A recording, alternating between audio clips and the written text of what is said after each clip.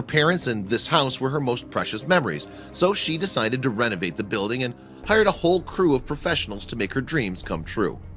As only they took off a concrete floor, the men saw a weird box made of glass and cast iron.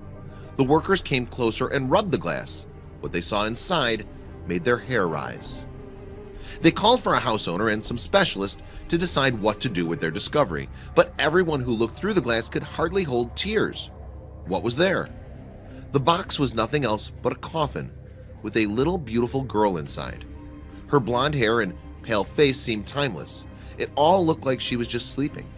The girl was wearing a long white lace dress and had a cross made of flowers on her chest. The area where the coffin was discovered used to be the Oddfellows Cemetery.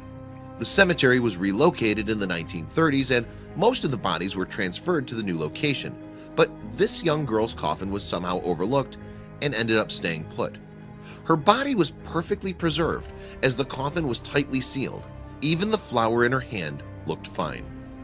In just a day, this girl took all the front pages of websites and newspapers, but nobody could identify her. Erica called the little one Miranda, but in just a few months, researchers knew her real name. Opening up a coffin was too risky, but they managed to take some samples for DNA tests. The girl was identified as Edith Howard Cook, who died due to malnourishment on October 13, 1876, at the age of 2 years, 10 months, and 5 days.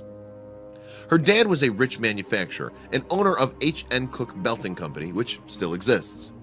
Edith was the first daughter, but 2 years after her death, Edith's mom gave birth to another girl, Ethel, who was a celebrated beauty and the most talked about young lady in the city.